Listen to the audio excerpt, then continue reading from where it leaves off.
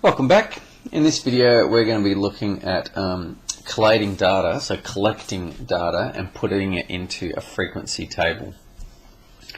And there's probably a couple of things to consider here. The first thing you need to consider is whether your data is categorical, like I've got here. This data is categorical, so there's word answers here, or whether your data is numerical. And this will become apparent in a second about what we're going to do. So it's worth considering this just before you start to think about what you're going to do. What I'm going to do is to do a frequency table. I'm going to delete this in a second, but a frequency table. And what this is it gives you a list of the frequency of each answer that you got in your data. And what frequency means is frequency tells you how often did something happen. So if it was a high frequency, you get a big number. If there was a low frequency, you get a low number. And so what we're going to do is go through all our answers and just count how much of each happened in our data. So we're going to see how many cats were there, how many dogs were there, how many snakes were there, etc. And so what a frequency table looks like is the following. Okay, so it looks like something like this. So we write, you'll use a ruler, but I can't. Pets, tally, and frequency. Okay, so we're going to do a little graph here. Sorry, not a graph, a little table. And so we're going to, so what have we got here? What different answers did people give? Well, some said cat, some said dog, some said horse, some crazy person said snake, and someone said possum. So here's all the possible answers that people gave. And what we're going to do is go through them one at a time and just count them up. So let's have a look at cats. Let's see how many people said cats. And it might be helpful when you're going through your data just to cross it off as you put it in. So one person said cat, two people said cat, three people said cat, four people said cat, five people said cat, and when the fifth one we put a line through like that, and one extra, so we had 6 people said cat. It's good to cross them out because then it shows you that you've sort of done, that you don't get sort of lost.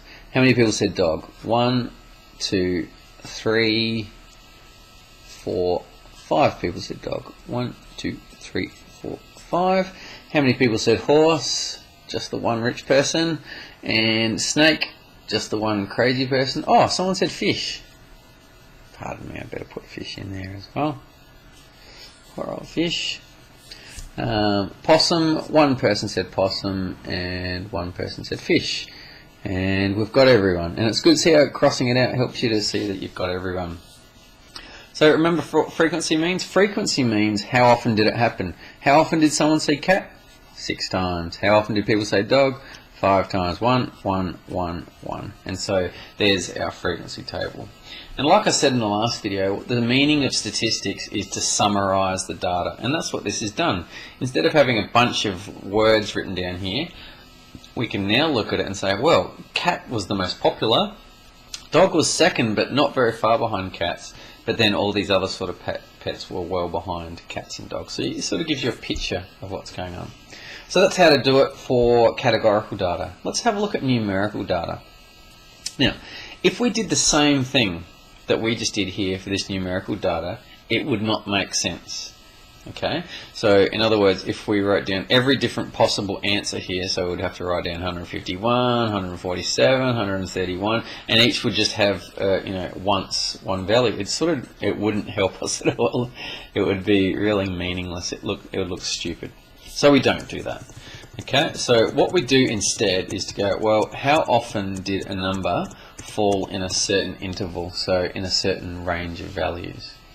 So if we just have a quick look at our data values, what's sort of the smallest number in here? Is it 131 is a small number, that's the lowest. And what's the highest? Had a 172. So that's the highest here. So I've got lowest to there. What if we, instead of doing, let's do actually the range, and I'll show you what I mean. So what we're going to say is how many times we got heights falling in a certain range, and I'll show you what I mean. What if we did 130 to 140. Alright, and we're going to say what's the frequency of times that we got an answer between 130 and 140. And the next category down here will be 140. Oh, hang on. We can't write 140 in both places, otherwise where would you put 140? So if you got 140 up here, would it go in this category or in this category? That doesn't work. So we just need to make sure there's no overlap. So instead of writing 130 to 140, we'll go 130 to 139. And here we'll do 140 to 149. There we go, there's no overlap now. 150 to 159, and then 160 to 169, and we had some over 100, yes we do, so we need to do the next one as well, 170 to 179. So this column is heights. We're going to have a tally column here and a frequency column here. Okay, just like so. Great, let's do it, okay? So one at a time, we're just going to go through. How many heights are between 130 and 139? 1, 2, 3, 4. So I've got 1, 2, 3, 4. We've got 4 in between that range. So let's have a look in the 140s. We've got 1, 2. So just the 2 in the 140s. How many in the 150s? 1, 2, 3, 4, 5, 6. 1, 2, 3, 4, 5, 6. And in the 160s we have 1, 2, just the 2. And in 170s we have 2. Oh, did I miss that 160? Just let me check that. How many 160s do we have? 1, 2, there's actually 3 in the 160s. My apologies, I've got that wrong. Okay, and so that's how we do it. So for numerical data, it doesn't make sense to do it in the same way as categorical data. It makes sense to put it into intervals or groups of numbers. It makes it look more easy. And so, like I said, statistics summarizes the data. So looking at this, we can say most people had heights between 150 and 159, with a frequency of 6 there.